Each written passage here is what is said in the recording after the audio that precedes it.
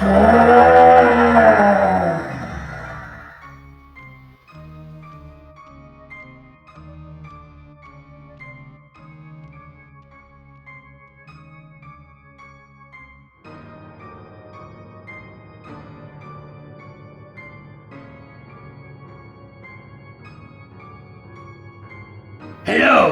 it's me, No Baloney Bill, and I got some no baloney to talk about. The title of this particular piece is To Remake or Not to Remake, and that means, do you remake a classic film? So, sometimes you do, and bravo, and sometimes, what are you thinking? What are you thinking? Don't do that. Don't remake that movie. Come on! Oh, it makes me so mad when they make bad remakes. It makes me want to... Again, this is all just my opinion. Just no baloney Bill. Just giving you the facts. And you better take heed, because I know what I'm talking about. So, let's talk about the best remakes that I can think of classic monster films. Classic ones. So, good remake is John Carpenter's The Thing. And then there's John Carpenter's The Thing. And then there's John Carpenter's The Thing. You get my point? In other words, there's not a lot of them that should have been remade. See, the thing about a remake, in my opinion, is it is a perfect storm. There's a perfect time to remake a film. So, I'm going to talk about a few that were remade. I'm not going to hit them all. I'm going to jump around. There's no chronological order here. So there you just deal with it. Okay? Relax, relax, Bill, relax. So here we go.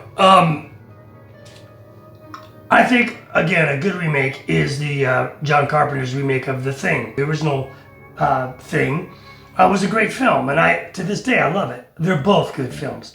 When they first made the first 51 version, they did want to do some, transforming, because, of course, as most of you know, The Thing was based on a short story called Who Goes There, which is a great title. And it did have The Thing, metamorphosizing into other things. He consumed and changed forms. Well, they tried and thought about doing that with the original 51 thing, and they just didn't have the technology. So they're like, you know what? Let's just make him kind of like a Frankenstein monster, and he's good to go. And it works. I mean, he doesn't look all that different. They give him some little cucumber claws and a bald head, which apparently a lot of aliens are really into not having hair. But anyway, it works because the focus was more on the relationships of the characters, which there was this great camaraderie, and also that film had a device that wasn't used a lot in film, but was used in that film, which is where people kind of interrupt each other and talk over each other, which is something that happens in real life, but films, they hardly ever do it. So it works as that film.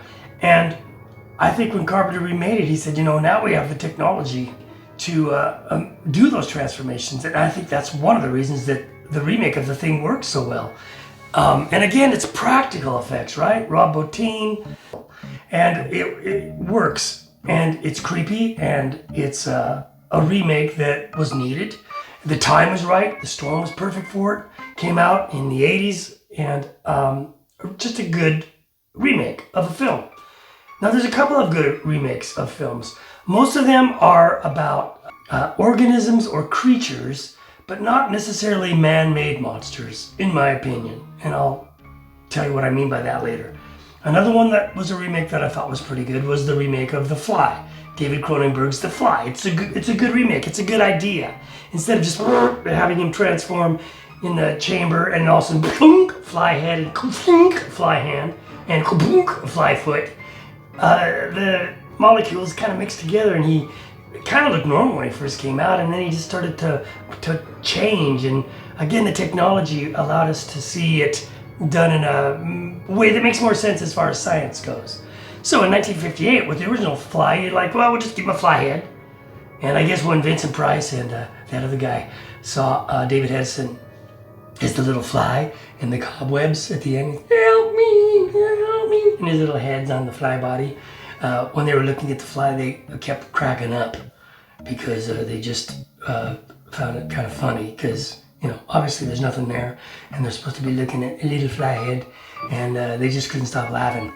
So, can't blame them.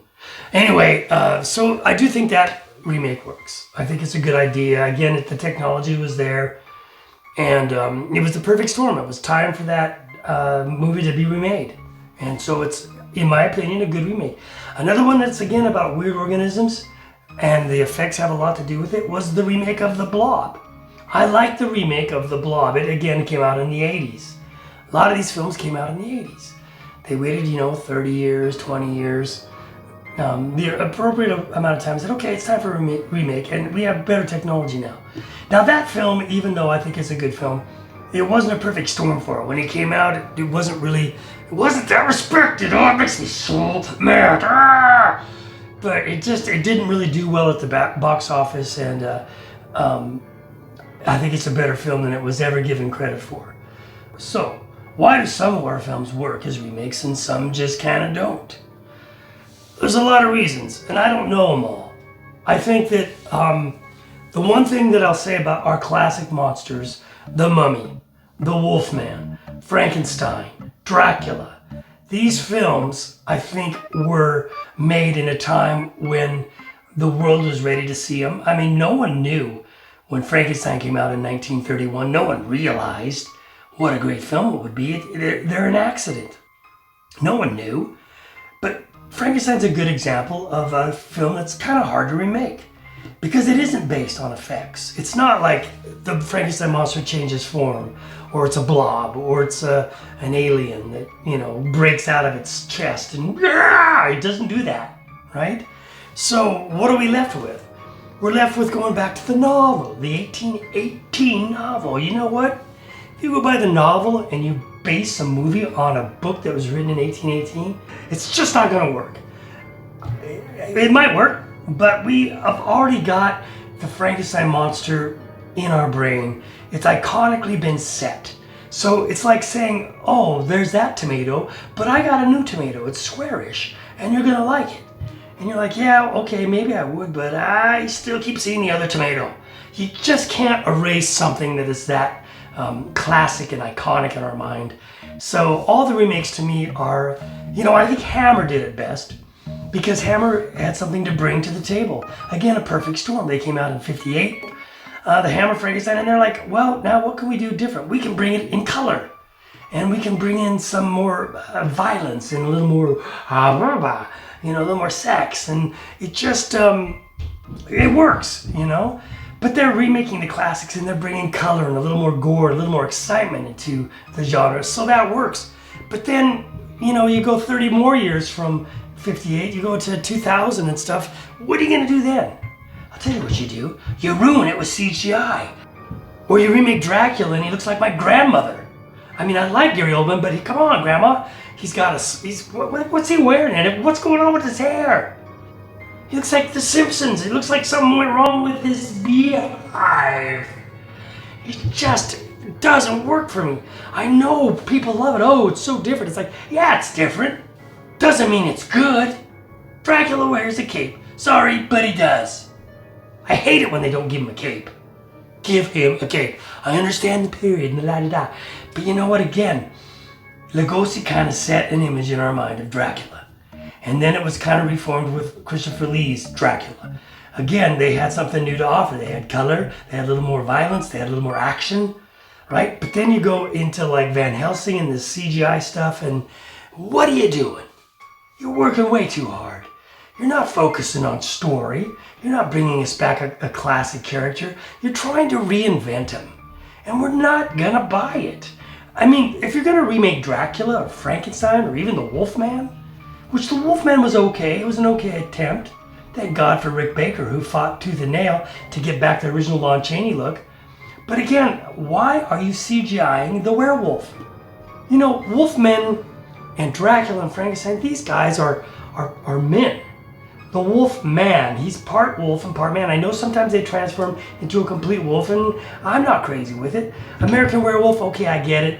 But I saw The Howling first, and I kind of like The Howling better. Sorry, I know it doesn't agree with it, but I don't care. You think I care? Do I look like a man? Who cares what you think? Maybe I do a little bit, but not a lot. I like American Werewolf. I think Rick Baker again did a great job, but when they started doing stuff where the computers are taking over the practical effects later on in the 2000s and stuff, you're losing it for me. You don't need it. You're not focusing on what makes them work. You're living in an era where people don't even really want to see the Wolfman. The only people that are going to go watch the Wolfman are people that like monster movies, right? No 11-year-old's going to go watch the Wolfman. He's got Harry Potter. He's got, Star Wars, episode 49. I mean, come on. It's a different era. Things have changed. Maybe it's time to just back away and let those monsters be, I mean, prove me wrong. But so far, that's what I'm thinking with these remakes. Now I hear they're going to remake The Creature from the Black Lagoon. Why? Why are you wasting your time? I don't get when they make The Creature why they do that weird thing where they make this part of his mouth white. I get it, like that's what a fish looks like and stuff, but I'm like, you're working too hard. Just make him green. He's the creature. You want to make a different movie, call it something else. As a matter of fact, that's a good idea. I had this guy one time, we were talking about The Exorcist, right? And he had just seen it, and we're talking, this was like 5 years ago, so it was like 2000 and whatever, 2015. He goes, I don't get it. I don't think it's very scary. It's kind of slow. And I just want to take it with me. Wake up! You didn't see it when it came out in the 70s. It was a different era, right? It had an impression because no one had seen anything like it before. And again, no CGI, all practical. Dick Smith did the work. It was terrifying then. It was the time that it was made. These films were made at a certain time for a certain reason. And remaking them sometimes works, most of the time doesn't. Alright, so my point being this, that, a movie came out at a certain time and, they didn't know what they were making. Like, The Creature from the Black Lagoon is, again, a perfect example. It came out in 1954. Came out for a reason. It was a time for that kind of movie to come out, right? They were kind of gearing away from the Gothics. They were done with the Wolfman, Frankenstein, Dracula, the Mummy. And they were getting into the bug movies, Them and Tarantula. Great movies, right? And The Creature just kind of snuck in there. Because he was another, a science gone wrong kind of thing. But a natural science, not a Frankenstein science, right? So that's why that movie worked in 1954. I don't really think we need to see somebody make it again. Because you know what's going to happen? I'll tell you what'll happen. They'll either do a good job, which is really unlikely, or they'll go nuts with CGI. And then all the fans of the original Creature go, well, this isn't anything. It's like, why bother? Just make a new movie. Make a new movie. There are certain iconic heroes that we can remake. We can remake Superman. He's still around. He's still a comic book. So you want to, take his little red pants off, which kind of bugs me a little bit. I kind of like the little red dance. But okay, I get it. I think physically he looks great, But you can mess with Superman and Batman. They're still around. But Frankenstein and Dracula, they're not around anymore, except for monster lovers. They're relived through the classic versions of them. So that's why I don't think remakes are very often successful. As I said, there have been remakes of Dracula. They remade it, of course, Hammer redid it, which was great. And then they did it again in the late 70s, I think 78, 79. Frank Langella made it. It was okay. I found the effects to be really bad. And in the end, what does he turn into, a kite? He looks like a kite. He looks like a kite. And I was so confused at that ending when he falls off the ship and I'm like, what's going on? Where's the string to the kite? I just didn't get it. And I know he was all suave and smooth, but when he jumps through the window and then all of a sudden he's a wolf, it's like, really? But it was made in England. Maybe they weren't up to their effects as much. And it's minor. But the film's not about the effects really, but it was okay. I don't know if we really needed to see it again. I think we felt like we did. I think every 20 years or so someone says, oh, we gotta remake it. Maybe you don't. Which brings you to the Bram Stoker version of Dracula, according to Francis Ford Coppola. Very lavish production. Still always bugs me how Jonathan Harker is totally clueless to things around him that just don't make sense. I mean, you're in a carriage, you look out the window and you see blue rings of fire and wolves chasing with glowing eyes, and you're like, oh, what? Respond, react. I mean, come on. I'll give credit to the new Jonathan Harker in that recent television version, which again, I don't know if we really needed it, but for the first time, I thought Jonathan Harker was reacting to stuff the way Jonathan Harker should. I like Dwight Frye. I thought it was cool in the original Dracula how Dwight Frye kind of became Renfield, and he was kind of freaking out. But the denial that poor Jonathan Harker has to go through when he meets Dracula is mind-boggling to me. Which is why I really love the 58 version, or the 57 version, Horror of Dracula with Christopher Lee, because they don't, you know, when you're doing Dracula and Frankenstein, you can take elements of the novel, but it doesn't have to be exactly like the novel. It's a movie, you know, you've only got an hour and a half. So I love that Jonathan Harker, when Jonathan Harker went to Christopher Lee, he already knew he was a vampire. He went to kill Dracula in disguise of being his solicitor, but he was really there to get him, which I think makes that a really great version. And they also cut out the whole ship where Dracula comes to England because they just didn't have the budget or the time. And you know what? You don't miss it. You don't miss it. Movies are movies and novels are novels. And you take the best parts of the novel and you put them into a movie. That's how you do it. You know, people don't realize that sometimes movies are, you know, their success is accidental. I mean, even Jaws was almost pulled. They asked the editor, they asked her, they said, should we just stop this because it's totally going out of budget? And she's the one that cuts the dailies. And she said, no, actually, let him finish it. It's going to be a good film. So Jaws was, as Steven Spielberg said, his worst nightmare. And a great movie. And again, you know, a lot of people watch it now and they go, oh, the shark looks phony and stuff. Believe me, when that movie came out, I, to this day, will not swim in the ocean. It's one of my favorites. It's a grand movie. And again, total accident. You know, just happened to be the perfect storm. And that's the thing about remakes. They're seldom the perfect storm. Frankenstein, I've seen, you know, several versions of it. I remember the 1,000-part series on TV on NBC, I remember, with Michael Saracen, the Frankenstein, the True Story. Oh, I hated it. I hated it. They always say, oh, this is the true story. This is how it really went. No, he wasn't beautiful when he was first made. In the novel even, he's described as having yellowish skin that you can kind of see through. He's got these pearly white teeth and this luxurious black hair, but they say it only makes him look more hideous. I mean, that's not a pretty boy. Somebody just by accident happens to do the brilliant thing, like Jack Pierce just had a brilliant makeup for Carlos Monster, and that was, you know, a zillion years ago, and it's still, when we think of Frankenstein's monster, that's who we see. No matter how many times you remake it, how many millions of times people say, oh, that's a better version, I like that, I like this. You know what? It just didn't stick. Somebody did it first. And that's the thing about a classic movie. Nobody remakes The Wizard of Oz because it was a perfect storm. It was a perfect accident, right? Just make another movie. Star Wars, you know, it's like they just did their own thing. They stole ideas from other things because there are no new ideas. You know, Shakespeare wrote 37 plays. There's only so many stories. So let's not remake movies. Let's just make new movies. Let's make new monsters.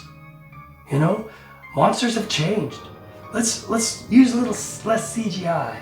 Are some reasons for CGI. Kong vs. Godzilla? Okay, I get that. You got giant monsters and stuff. But I gotta be honest, I miss the miniatures. I like the little buildings in Tokyo. I love that stuff. I miss them. It's cool. There's a sense of fun. Practical effects are more fun, and in reality, practical effects have a visceral identification to us. We don't know it, but our mind knows when we're not looking at the real thing. It's kind of like the beginning of a Bond film, especially the 70s with the Roger Moore series. Every time there was a spectacular stunt at the beginning, like a skier goes off a mountain all the way off and falls into the abyss. When you're watching that, you know that's a real guy out there. And sure enough, a parachute comes out and it's okay, you know. But you're watching it knowing that guy is out there, and if that parachute doesn't go off, he's gonna die. You watch a movie now, That never happens anymore. Even the remake of King Kong 2005, Peter Jackson, I thought it was great. It was way too long, but it was a good film. He kept it in the period. He kept it in the 30s. You know, he had a love for the original Kong, so he paid tribute to it. I mean, even the 76 Kong, right?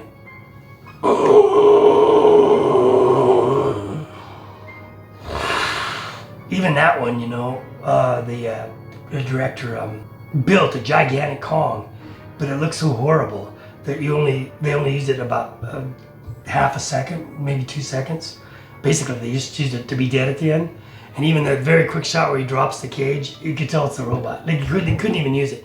They had to end up using Rick Baker, who did a great job. And just respect our classic films. Respect them. We love Dracula. Here's another weird note about Dracula's costume. Things I don't like about Dracula. I like it when, if they're going to give him the medallion, I like it when the red thing is just like on the universe, like the one Lugosi wore.